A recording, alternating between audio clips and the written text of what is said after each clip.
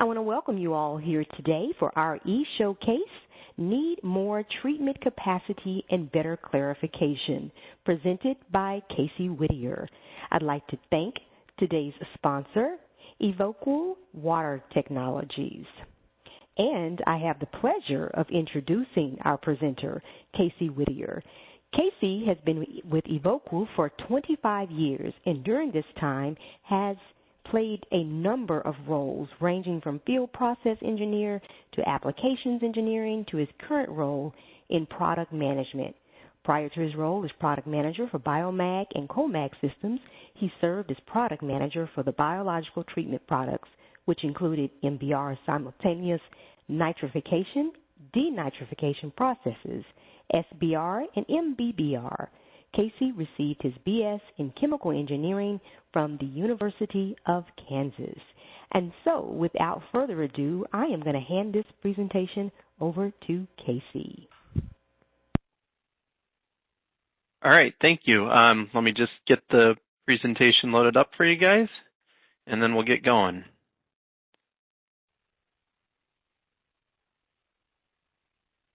Okay, like you said, we're going to be looking at the Biomag system today. And so with that, we'll go ahead and get started.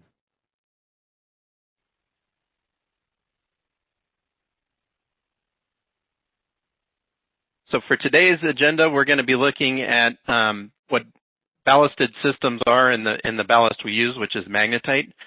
From there, we're going to look into the Biomag system specifically, which is what today's presentation is about. We'll look at what the equipment is that goes into that and some of the design details around it.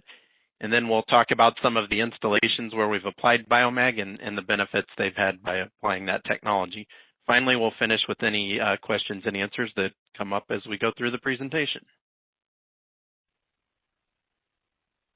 So the Biomag system was developed to serve the evolving needs of today's wastewater treatment plants. The needs it addresses include these four areas you see on the slide here. Wastewater systems take up valuable land and often in densely populated areas, so we should reduce the footprint as much as possible. That's the first area we're looking at. Second, existing systems have the ability to do more with their existing infrastructure, but are limited by settling rates. So we're trying to address those settling rates with the Biomag system. And then third, common systems are easily upset by high flows, changing loads, increasing the reliability and stability of a system ensures success can be had with ease of operation. So we're trying to address those peak flows plants get, stability issues with the poor settling sludge, et cetera. And then last, tightening limits are requiring improved performance to meet new regulations and better protect our environment. So as we look at evolving nutrient limits we see in many areas of the U.S. and the world for that matter, this is an area where Biomag can fit those evolving needs as well.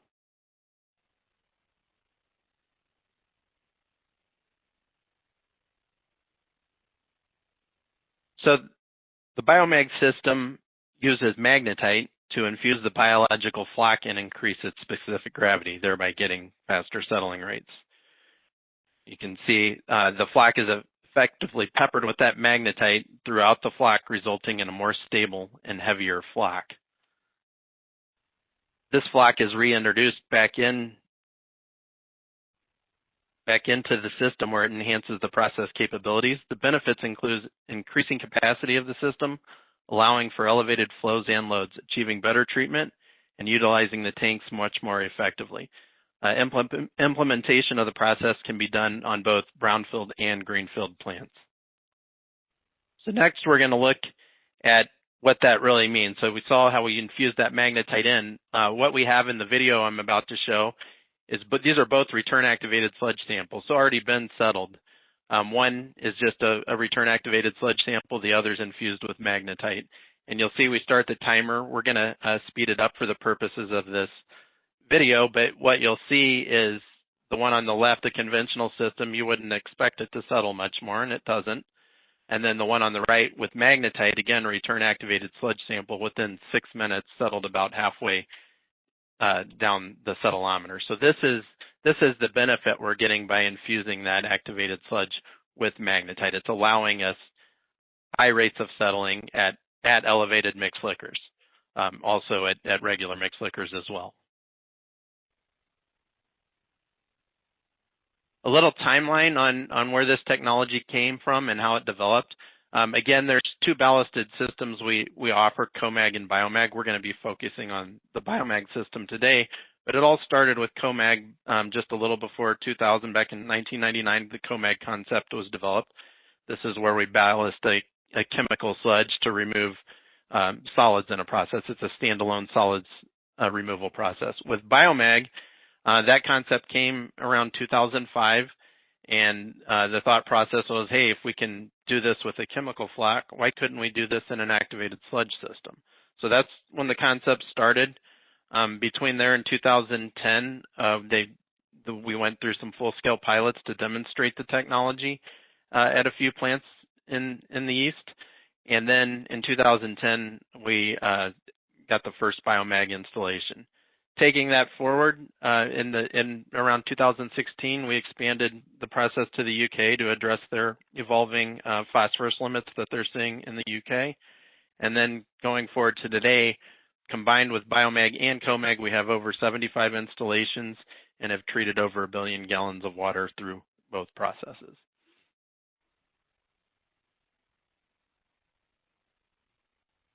So we call these our advanced separation products. It's two products, like I said, one ballast. So the commonalities between the two is magnetite is added as the ballast. It's monitored to maintain a desired ratio of magnetite to solids in each system. Both create a much heavier combined solid to give a more reliable and better settling floc than a conventional system. And both utilize a shearing mechanism to separate that solid from the magnetite, so we can recover the magnetite and waste those solids that are generated or need to be wasted from the system. The key difference is Biomag system targets activated sludge systems, so we're ballasting an activated sludge, whereas, like I said, Comag targets chemical floc systems. It's a standalone solids removal system, in many cases used for tertiary treatment, sometimes primary treatment, and even surface water treatment for industrial use and drinking water. So the ballast, let's focus in on that a little bit more now. Magnetite its chemical formula is Fe3O4. The reason we use it is that high specific gravity you see. It's got a specific gravity of 5.2, so that's what really allows that floc to be weighed down and settle quickly. It's a relatively small particle size we use, between 10 and 40 microns. Magnetite is readily available, mined throughout the world, and relatively inexpensive.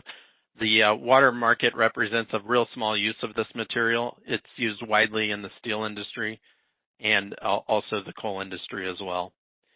We do, for the Comag side of things, it is NSF certified, so it can be used in drinking water processes.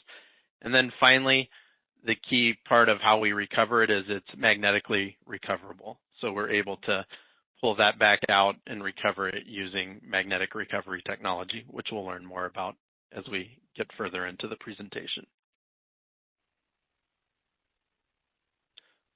So the keys to implementing a Biomag system, there's three keys. The first is we have to add it, that being the magnetite. The second is we have to be able to measure it so we know what's in the process. And then finally, we have to recover and reuse it so the process is cost effective. So we'll look at each one of those. Ballast feed. So how do we add the magnetite? There's three primary means of adding it. You can manually add it on small systems. As you get a little larger, you can look at bag feeders or an auger type system to add it. And then finally, as we get into larger systems, it can be pneumatically added through dry solids feed silos. And we do that pneumatically with an air pulse system. So next, how do we measure it? And what you'll see here is we've got an instrument that does that. It's called our magnetite concentration meter, and it's a way to measure that magnetite concentration in a liquid sample. The meter has an instantaneous readout for the concentration of the sample. It can be configured for remote or local use.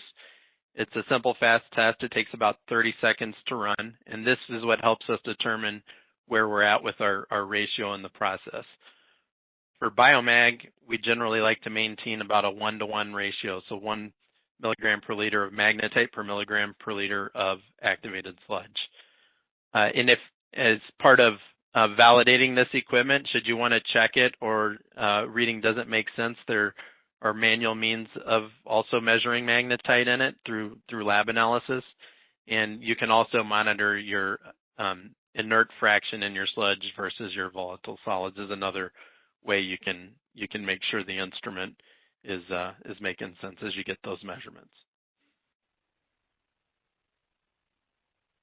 So then the third key, and the one that really needs to happen to make this a cost-effective process, is we've got to be able to recover and reuse that magnetite so we're not constantly replenishing it. And that process, which we'll go into more detail later, is a couple steps. The first step is we've got a shear device that we use to liberate the magnetite from those solids, those biological solids that make up the activated sludge. So that's step one. From there, we go to step two, which is how do we recover the magnetite and waste the solids out to solids handling. That's our magnetic recovery drum, is where we separate that magnetite out of the waste solids and send the magnetite back to the process and the waste solids onto solids handling. So with that, we'll look at how this integrates into a typical activated sludge plant. And it's easiest to start with a diagram of a conventional plant. You've got a flow coming in. It's that aeration tank where we have the activated sludge that treats the organics and nutrients in the water. That then goes on to a secondary clarifier where we settle that activated sludge from the clean water, and the clean water, of course, overflows the clarifier and on out. From the clarifier, there's a return activated sludge stream, so we're always bringing the biomass back around. And then because it's constantly growing, we're maintaining a set sludge age in that system by wasting at a certain rate. So when we look at Biomag now, a general activated sludge is going to run somewhere usually less than 4,000 mixed liquor and clarifier loading rates of less than 30 pounds per foot square per day in general. That can vary depending where you're at and what your requirements are. But now when we look at adding Biomag to the system, first thing we're going to do is we're going to take a small slipstream off the return activated sludge line. That's what we call our ballast tank. And onto that ballast tank, we will have a Magnetite Feed system, which is, in this case, is showing our silo. So this is where we add magnetite to the system. At startup, that's where we add all of it. And then as we get into maintaining steady state operations, we're adding a small makeup a day for what's lost. So that gets added into that tank, incorporated into the sludge, and then it's brought back around to the biological system where now you have that biological floc infused with magnetite that gives you your more rapid settling, reliable settling in the process. So that's how we add it. Then from there, we have to recover it. And so the system we just looked at in previous slides, this is where we add that shearing device in Magdrum to recover. So we add that right to the waste line that you already have on the plant, recover the magnetite, and waste the solids on out of the process. So that system goes on the waste line to recover the magnetite and reuse it back in the process. So by doing that, now we're able to take those conventional giant designs, and in general, we can run mixed liquors up to about 8,000 milligrams per liter, depending on the needs of the plant, and push solids loading rates in up to about 120 pounds per foot squared per day, depending on what we're trying to achieve in the process. You'll see some of that data as we get into the presentation further.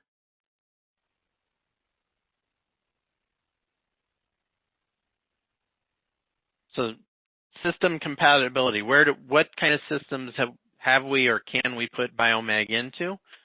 We'll start first with the process. So pretty much any type of activated sludge system we can look at for Biomag. There's things as we get into each of those different types that we're going to look at as part of implementing the process, but been used in complete mix systems, plug flow systems, oxidation ditches, BNR systems, SBRs. Where we don't apply it is to attached growth systems. It's not really fitting. It doesn't provide that advantage putting it on attached growth system. So it's really for for activated sludge type processes. Clarifiers, again here, pretty much use it on most types of clarifiers. One area we do tend to avoid or try to upgrade as we get into it are draft tubes. It just gets, as you get a heavier sludge, a little harder to control your flows through all those individual tubes, but there are retrofit options available for those where you could look at retrofitting a Tobro or some other type of device in place of those. So pretty much any clarifier, just one caution on using the draft tubes. Aeration, we've used it with all types of aeration processes, fine bubble, coarse bubble, surface aerators, jet aeration, and even the hyperbolic mixers that have aeration as well with them. And then pumps, all your typical pumps you're going to find in a wastewater treatment plant, different varieties, centrifugal, all the way through different rotary low progressive cavity type pumps have been used with Biomag. So in general, no need to change out existing pumps in the plant when incorporating Biomag to the process. So next, we're going to dive into that equipment. We've seen some high-level look at it in some of the previous slides, but we'll look at those in a little more detail and give you a little further background on what that equipment looks like. So for the ballast feed, this is the added step. For manual addition, and this is generally going to be for plants less than a half an MGD, so pretty small plants here. You may just add it manually, and that would come in the form of 50-pound bags that you would add occasionally to make up losses in the system. As you get to plants up to about 1 MGD, you might start looking at different types of automated systems. So the first type would be a bag feeder. These come in 1-ton super sacks, as you see in the picture, and that can be augured into the process. You can set a certain weight you're adding each day from that bag as part of the control system. And then finally, as you get above 1 MGD, you're generally going to start looking at a bulk silo type feed system. These silos are set up in 25-ton storage capacities for the magnetite. The reason that size is selected is it represents a full load from the trucks that deliver the magnetite to site. So our largest systems have these automated silo feeders. Controls set it like the bag feeder. You add a certain weight per day in the controls to make up for your losses, and the silo system has load cells that are constantly monitoring the weight of it. So those are our 3 options for adding magnetite to the process. Next, we'll look at that side tank where we embed the magnetite into the process. So in this tank is where we add both the recovered magnetite that we're getting from the waste stream and any makeup virgin magnetite that we're adding to the process. Again, this was on the return activated sludge. It was at slipstream. We have, it's generally a pretty small flow, about 100 gallons per minute on most systems, and it's just allowing some contact time to embed that magnetite back into the biological floc. The resulting floc goes back to the activated sludge then with that higher specific gravity that generates the faster settling. So the ballast recovery equipment, we talked about it. There's 2 steps to it. The first is that inline shear mixer. So the waste sludge goes to that. It's sheared apart in that unit, and then the liberated magnetite goes into this magnetic recovery drum where we separate the magnetite from the waste sludge. You can see the 2 outlets for that equipment. So looking at that equipment a little closer is we'll start with the shear device, the Biomag shear mill. So this is, look at it as essentially a large-scale industrial version of a blender. What we're doing is we're taking that embedded magnetite mixed liquor or return activated sludge, putting it in the shear mill. We've got a simple rotor stator design in this mill.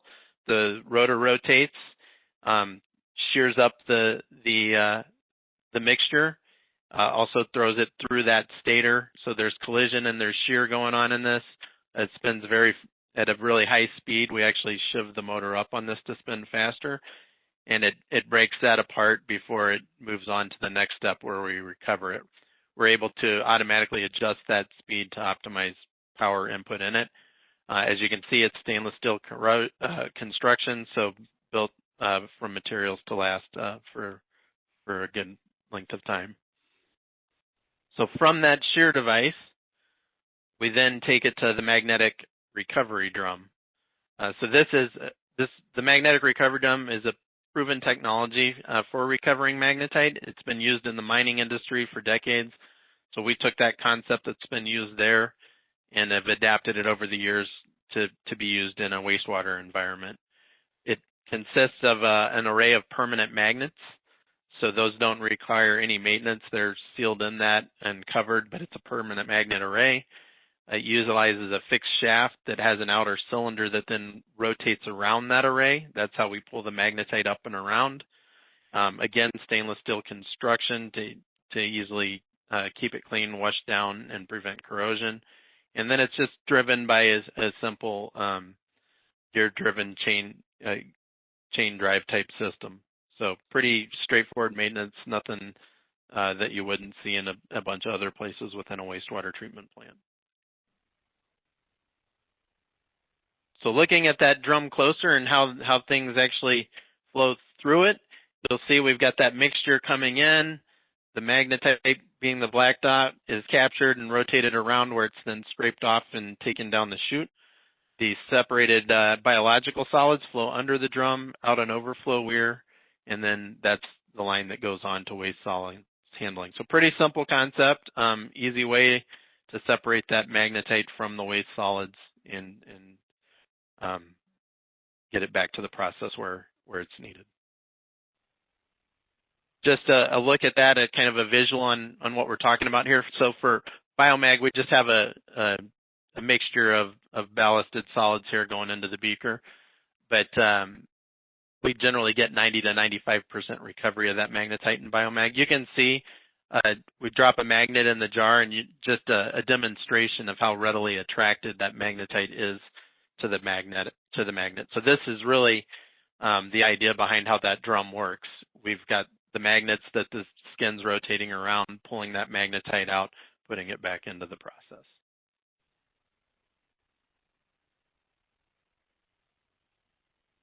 So now looking a little bit on where's this equipment, is it housed or how is it incorporated into a plant? And I'd say there's been three different ways we've seen it in the systems we've done. Number one, in many cases where you're doing new construction or really expanding the plant, they've put a building to house the equipment. You can see on these pictures, silo located outside. Inside the building is your different pumps, shear device, magnetic drums that are part of that recovery system. Then in other cases, you can go more temporary approach. In this case, the plant had put down a concrete slab, put up some temporary FRP buildings, and house the equipment in there. And then finally, repurposed buildings. We've got sites that, as they've expanded, maybe there's parts they're not using anymore, and they looked at incorporating the equipment into existing space within buildings already on site. So a number of different ways that the equipment can be incorporated into a site. Installations for Biomag, so diving in from the slide earlier where we had the 75 plus total installations, we're over 25 installations on Biomag, and you can see the dots on the map, mostly in the U.S., mostly in the Northeast, but starting to expand westward in the U.S., and then also as well into the U.K. to address their current AMP funding cycle for phosphorus removal limits. Then in addition to that, we've done, and we'll talk about the settling flux curves, we've done a number of on-site tests showing what magnetite incorporated into the mixed liquor will do for settling rates. And then, of course, our full-scale pilot demos, which is really how we kicked off the process on the East Coast. We've done 13 of those, which are essentially full-scale demonstrations of the process. We're incorporating it to an entire plant or part of a plant as part of demonstrating the plant over a period of anywhere from 3 months to a year type time frame. So where is the system applicable? Just kind of summarizing all this, key areas where we see being a candidate for Biomag, obviously limited site footprint, something you've got to put more treatment in a smaller footprint. Plants that have issues and need to increase capacity, so growing areas where capacity increases are coming rapidly, but maybe there's not space to just double the size of the plant. Eliminate filters. So on a number, you'll see some of this in our case studies where they've gotten the new nutrient limits, and in many cases that would require filtration to ensure the low phosphorus and nitrogen limits. We've been able to implement several systems where those filters can be taken out, and all of that can happen in the secondary system. Peak flows, wet weather flows. Because of the rapid settling sludge, it can handle bigger peaks. So especially areas where you have infiltration and are getting peaks over 3 times, this is a good area to look at what Biomag can do to get a plant through those types of events. Poor performance, so poor settling plants where SVI is an issue, and in spite of best practices, some plants just struggle with that, and this can be a way to enhance that settling performance and make it through those issues. You'll see an example of a plant later that takes on a lot of septage, and that was a challenge for them. Biomag allowed them to continue to do that. And then, of course, nutrient limits, which we've talked about. Plants that have gone from just traditional, maybe BOD, TSS, and maybe ammonia, but need to upgrade to that nitrogen and phosphorus limits. We can take that footprint and that system that was designed, and in many cases reconfigure it using the same equipment that's already there, and get those new nutrient limits. So Biomag system design, we're going to look at some of the key design criteria we look at for Biomag. So the first is clarifier sizing. When we're looking at clarifiers, and what size they need to be, so we're going to look at what are the design flows for the plant, design mixed liquor, SVI data if available, if it's a retrofit type situation, and then of course return sludge capabilities. With this, we can look at what's called a state point analysis to determine how much clarifier surface area we need. You can see an example of a typical state point curve here. As we look at that closer, what we're looking at with that is we have this settling flux curve that's generated for that plant at a given SVI. We have a state point, which could be your operating point, could be your design point, or represents a condition. And so where that point is, where the yellow line and the green line intersect, tells you what your mixed liquor concentration is on the x-axis, and then what your solid flux rate through the clarifier is on the y-axis. So that's your state point. If you take the yellow line on out to where it intersects the x-axis, that concentration represents what your RAS concentration would be at that condition, and then the green line is a function of your different solids loading rates as you go through the curve. So with Biomag, what we're trying to do is make that curve bigger. And in general, what you're looking at is the taller the curve, the higher your allowable hydraulic loading rates are to the clarifier. And then the wider the curve, the higher mixed liquor concentration you're able to operate at. So when we're adding magnetite, we're looking to both expand the height and the width of that curve to get more capacity out of the plant. Like I said, we've done over 1,200 settling tests at a number of plants out there, both some with Biomag and without, to develop our design coefficients for this. And in general, we use for a conventional system, which is roughly similar to what you design a plant for, some more 100 to 150 SVI type thing for a new design. Our base design, those coefficients that are equivalent to that are roughly 1,000 and 0.15. Now for plants that we're going to retrofit, this is a good opportunity to come out and do this testing ahead where you're not significantly changing the process configuration. We can come out and generate those specific coefficients for that type of plant ahead of finalizing design for a Biomag system. So the next key part as we look at finalizing a design for Biomag is is the recovery system. And so for that, again, we're going to look at what the biological design is. What's the influent loading? What's the design mix liquor SRT yield, the wasting source, and then, of course, the waste concentration. From there, we'll look at, what's our wasting strategy? Is it going to be intermittent or continuous, or, somewhere in between? So with that, we determine what the waste flow rate is by getting those parameters. And then that waste flow rate directly determines how many drums and how many shear mills we need to add to the system. So in general, the closer you can take it to continuous wasting, the more you're going to optimize that system. Essentially, our drums are sized based on a certain flow per length of drum. So the more you can keep that flow consistent, the less number of drums you'll need in the end. There's always an intermittent wasting cycle, especially as you're designing a plant for a current condition, but design is further out. You'll have the ability to intermittently waste, but you want for your ultimate design condition to get that as close to continuous as possible to keep the size of that system more efficient. So looking at some of the experience we had where I was talking about some of the loading rates and both solids loading rates and hydraulic overflow rates we've seen. These are some of those full-scale demos that we've been involved in where we've seen some of those really high rates. So in general, we've hit numbers up to 2,500 gallons per day per square foot for surface overflow rates. We've hit as high as that.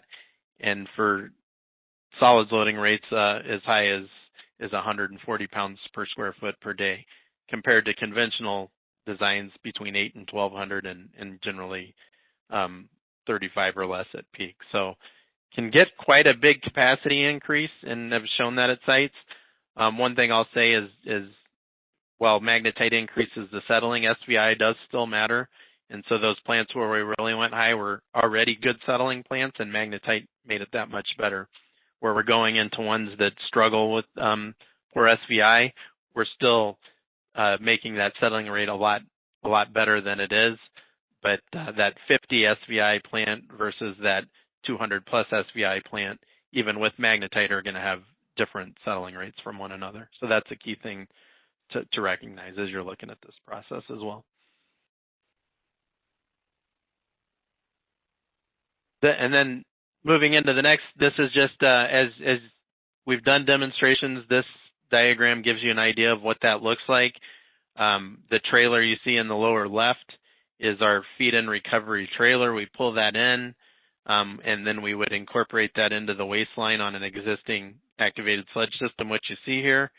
And that's how we take that process and now convert it to Biomag. So in many cases, for something like that, you could take maybe half the system out and test one train to demonstrate it. So just a quick overview of how that could be implemented and has been implemented at a plant as they're looking at evaluating the technology. So with that, we're going to move into the final part of the presentation where we go through some of the installations and what the drivers were. So this first one fits the footprint savings concept we talked about. This plant was evaluated based on it needed to expand to an ENR type plant, total nitrogen and phosphorus. So for they looked at a conventional design and then a Biomag design. For the conventional, to retrofit this and get all the required anoxic zones into the system, they needed to essentially double the size of aeration and clarification. In addition, this is the picture on the left, the conventional design. Up in the right-hand corner of that, you see a square up there that represents the filter that also would have had to be added to hit those new limits. With Biomag, there still was the Headworks building, which is the rectangle on the left. Small addition to accommodate a second anoxic for the activated sludge, and just a couple clarifiers required to be added. So overall, when looked at on an NPV basis, Biomag had a delta of about $2.5 million over 20 years. The next one was one that was taken, again, then there's some commonalities between this, but the real driver for this was nutrient limits. So it took a plant that was designed just primarily for BOD and TSS removal and needed to hit those new Chesapeake or the Chesapeake Bay limits for nitrogen and phosphorus, in this case 4 and 0.3. They took that those circular reactors and converted them to 4-stage Barden-Faux process with retrievable racks for aeration. And again, here we were able to do that without adding tertiary filters. So you can see in some of the data on the right-hand side before and afters for ammonia and nitrogen, or sorry, nitrogen and phosphorus. And so, I'm sorry, ammonia and nitrogen. Afterwards, you can see that really stabilized out with Biomag. This plant's been in operation since 2016. And then here's an example of I mentioned earlier a plant, and this is one of our first 2 Biomags that were started up. I think it started up back around 2012. Pore settling plant. It's a plant that, as you can see on the lower right, takes in a lot of septage. It's a big part of their revenue. It's actually how they pay for a lot of their upgrades at the plant. But the downside of that is they didn't have a great SVI without Biomag. And so you can see in the chart SVIs before Biomag and then what that went to after Biomag. So in this case, putting Biomag in allowed them to continue to take on septage and more of it. Those trucks run in and out all day, and that allows them to pay for maintenance and upgrades on the plant.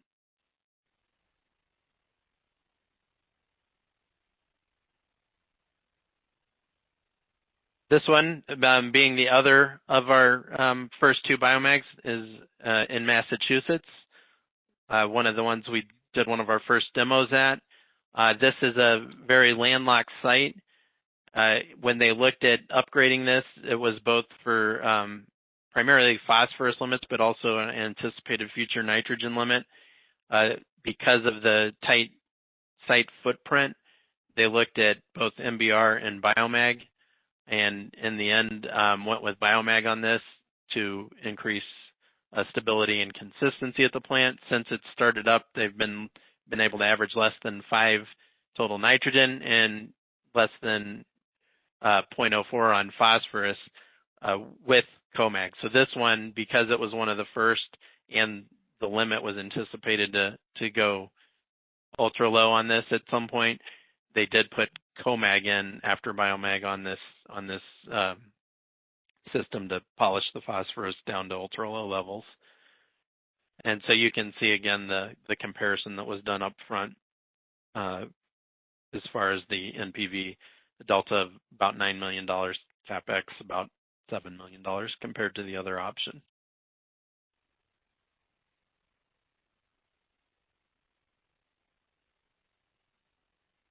Another one, again, nutrients fit the bill, but this one was a specific example of eliminating filters as well. This is, by the way, again, Chesapeake Bay is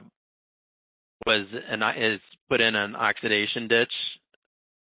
So this is one of our oxidation ditch examples. And on this one, you can see again the line from startup before and after. Right at startup, we did get some high flows coming through the plant up to at or slightly above the design average flow for the plant.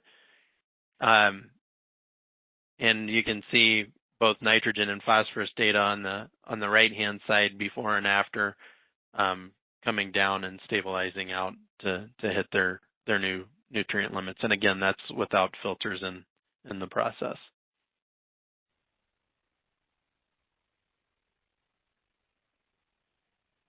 So the last example I'm going to show is another one that's been running since 2014, 2015 time range. Another one we did do a full-scale demo on. So one of our earlier Biomags we were looking at is in Pennsylvania.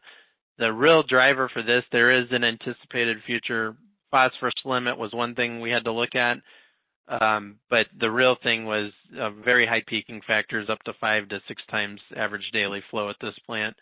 And so it was really put in to to get them through those peak storm events they get without having to expand a lot of tanks and with new clarifiers and activated sludge basin volume.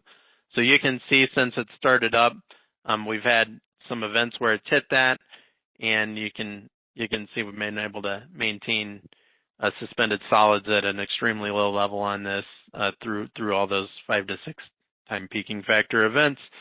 And then with phosphorus right now, the limits, I believe, 0.8 to 1, somewhere in there, anticipated to get lower in the future, but been able to maintain that well within their current limits.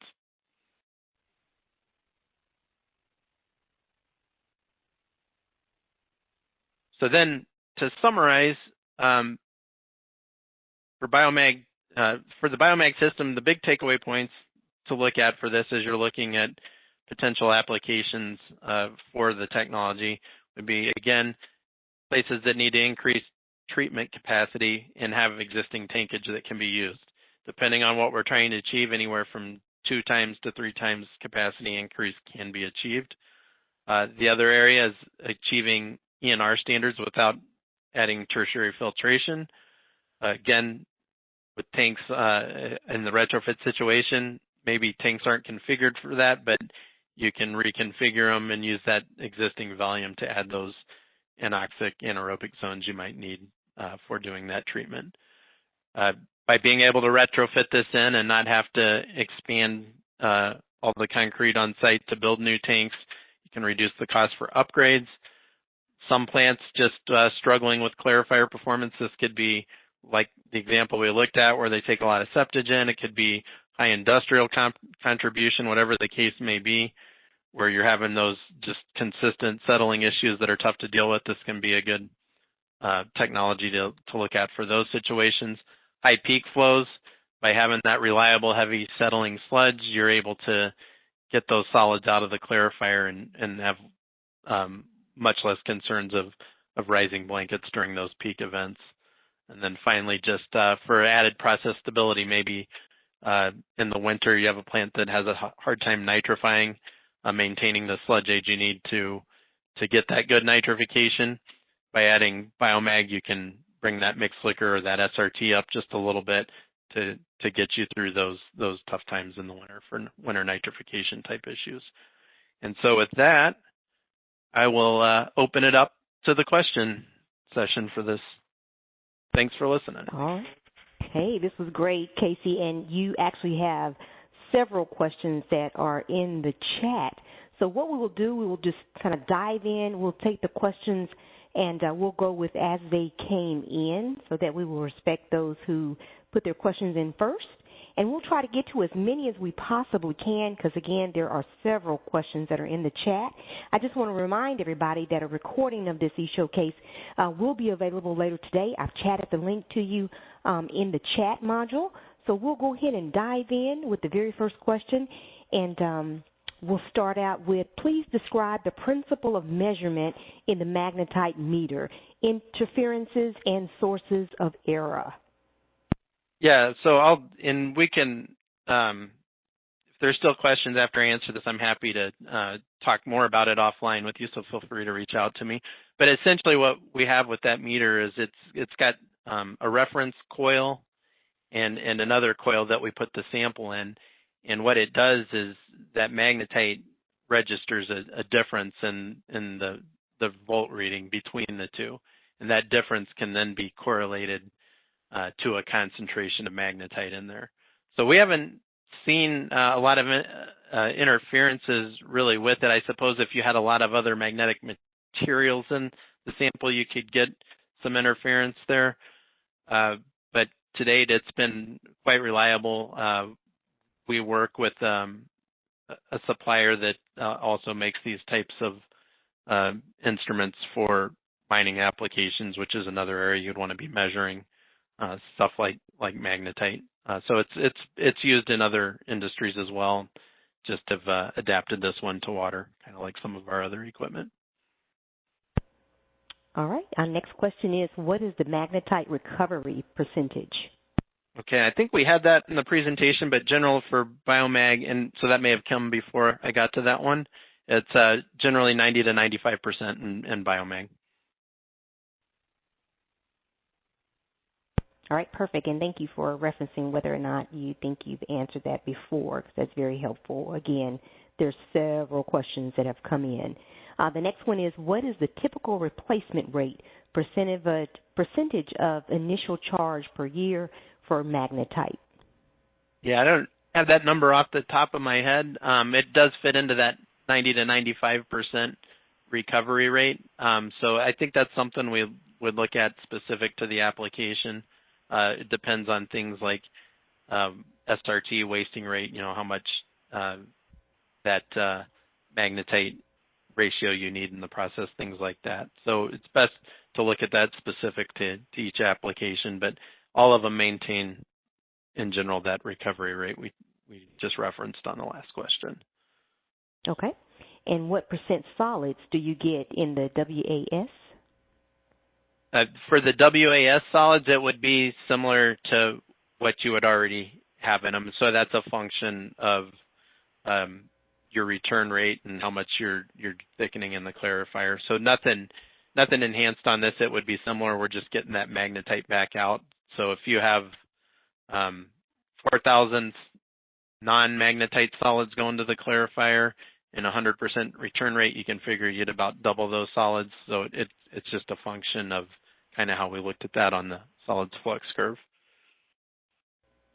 Okay, all righty. And how does the heavier magnetite impact sludge collection systems, particularly chain and scrapper in retrofit applications? Are more rigid or stronger components required? Okay, that's good. Good question. For Biomag, really, as far as clarification, chain and scrapers, perfectly fine for that sludge. Again, we're going at a 1-to-1 ratio. So if for those of you who have done Comag systems, we have quite a lot higher magnetite to solids ratio. So that's a heavier sludge, and we do start to look at increased clarifier torques and things like that for Comag. But for Biomag at a 1-to-1 ratio in that mixed liquor, it's still pretty fluid. So we really don't need to beef up anything around the clarifier torque or type of chain and scraper that would be used in the system. Okay. And do you have performance data from facilities that turn off their shear mill in terms of recovery performance? We have some data we've looked at on that, but nothing that I have prepared for this one today. But I'd certainly be glad to talk about that one more offline as well. Okay. Have you had any issues with rags or debris clogging the magnetic recovery drum? We haven't had any major issues from rags and debris, but just like anything, I mean, we've certainly seen it show up in pumps like you do in any process, but haven't had any rags or debris that I'm aware of clog up the drum and prevent it from running.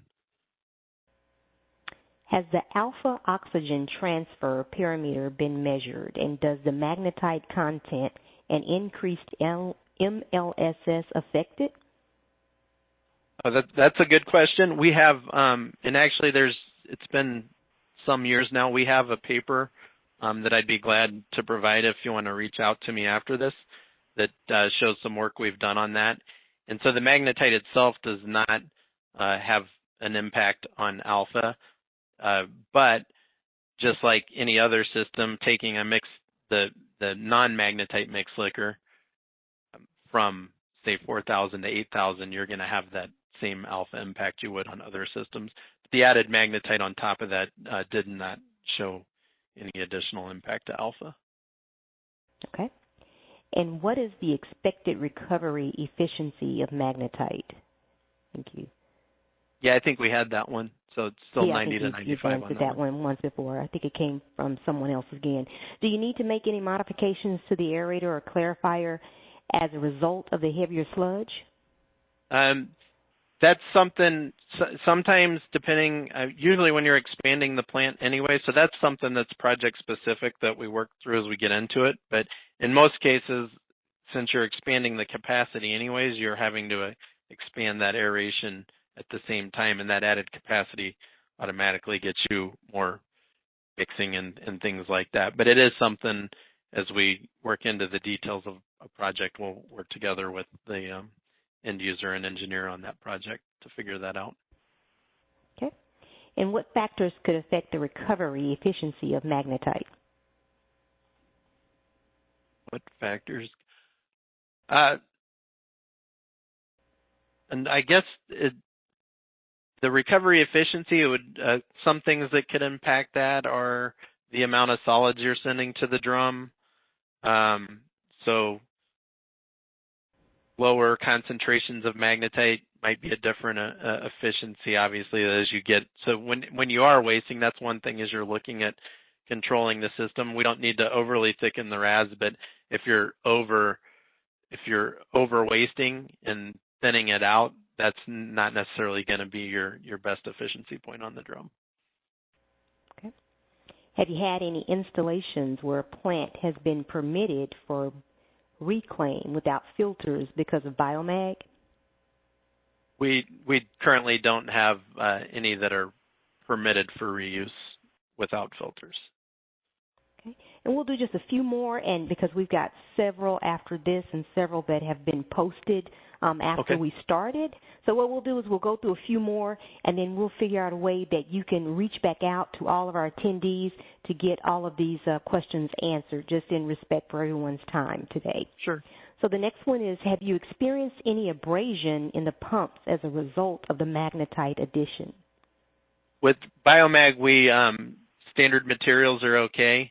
Your grit and other things like that get through the process are much more abrasive than that. So we haven't seen specific areas where we can attribute it to magnetite causing any extra wear and tear on pumps and things like that. In the shear mill itself, where we're really going under high speeds, we do use some hardened type materials for both cavitation and abrasion wear in that. But in the typical pumps and things like that, standard materials are okay, because again, the magnetite is embedded into that biological floc. So magnetite by itself, yes, is abrasive. Embedded in that floc, you have that buffer that protects the magnetite from direct contact and abrasion in those types of systems. All right, and we'll take this one last one. Is there any impact on land application of biosolids as a result of residual magnetite? We've not seen any sites that have had issues with you're still looking at the same parameters. So specific to magnetite, it's an inert material, but that's something to work through as you look at the process. But we do have some sites that do land application. Okay, perfect. All right, well, we will go ahead and end here. Again, I've got several questions that I gathered right when we started Q&A, and then there are plenty that have been posted since we started Q&A. Sure. So in respect for everyone's time, we will go ahead and end today's event. Would you like to state anything, Casey, just to kind of close us out? Sure, yeah, I appreciate everybody's time, taking time to come listen to this webinar, and yeah, definitely feel free, if I didn't get to your questions, feel free to reach out to me directly or through your local rep if that works for you, and I'd be glad to discuss further. So thanks everyone for attending. All right, perfect. Well, this actually concludes today's e-showcase. Thank you all for attending, and thank you to Casey for doing a great presentation, and of course to our sponsor, Evoqua Water Technologies. The recording will be available at wefbuyersguide.wef.org. We will send all registrants an email tomorrow with this link, and please visit our event calendar to sign up for future webcasts.